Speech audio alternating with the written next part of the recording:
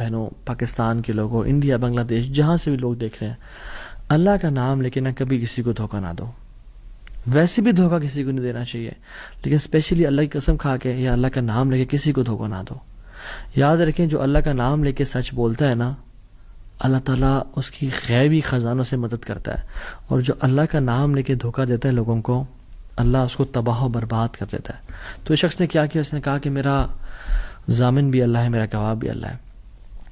تو اس نے دے دیا، اس نے کہ میں تجھے اللہ کے اس نام پہ تجھ پہ میں ٹرسٹ کرتا ہوں. یہ شخص پیسے لے کے اس نے کاروبار کرنا تھا، یہ چلا گیا. یہ جب کشتی پہ بیٹھا، سوار ہوا، دوسری طرف اترا، اپنا کام شام کیا، واپس آیا. جو دن اور جو مقرر وقت طے ہوا تھا، جب وہ کشتی پہ آیا واپس، ایک سمندر کے پار یہ شخص تھا، تو جو لاسٹ کشتی تھی وہ نکل گئی. یہ سر پکڑ کے بیٹھ گیا کہ میں نے تو آج وعدہ کیا تھا اور اللہ کو ضمانت دار بنایا تھا اور گواہ بنایا تھا. اب اگر میں آج اس تک مال نہیں پہنچاتا تو وہ کیا سوچے گا میرے بارے میں، اور اس کا تو ٹرسٹ اٹھ جائے گا، یعنی کہ میں نے اللہ کے نام پہ جھوٹ بولا اسے.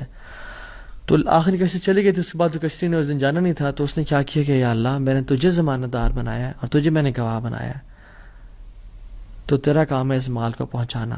اس نے ایک ووڈ لاگ لیا، اس میں سوراخ کیا، اس میں اس 1000 دینار، سبحان اللہ، 1 دینار از اے گولڈ کوائن. اور آپ ایک گولڈ کوائن کی آج آپ ورتھ لگا لیں، ان لیکس، ان ملینز. اس نے کیا کیا؟ اس کو اس ووڈ لاگ میں ڈالا، پرچی لکھی اور اس میں ڈال کے نا بسم اللہ پڑھ کے آگے بہا دیا کہ اللہ تجھے میں نے ضمانت دار بنایا، تجھے میں نے گواہ بنایا، اب تیرا کام ہے اس کو. یہ شخص یہاں ویٹ کر رہا تھا اور یہ شخص اپنا مال لینے کا یہاں انتظار کرتا، اور یہ شخص یہاں پہ کھڑا تھا، اس نے مال کو دے دیا. اور سبحان اللہ، اللہ تعالیٰ نے کیسا قادر ہے، کیسا قدیر ہے، اس نے اس ہواؤں کو رخ پھیر دیا اور وہ بندہ وہاں انتظار کر رہا تھا، اور اس کے بندے کے پاس وہ ووڈ لاگ پہنچا اور اس نے اس کو دیکھا. اس میں پرچی تھی اور پرچی نکالی، اس کو کھول کے دیکھا کہ اس کے 1000 دینار تھے. وہ بڑا حیران ہوا کہ یہ مجھ تک کیسے پہنچے.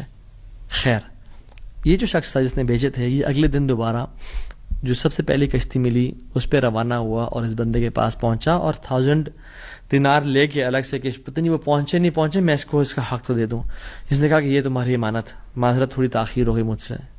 کہتے ہیں تو کل تم نے مجھے پیسے نہیں بھیجے؟ کہتے میں نے بھیجے.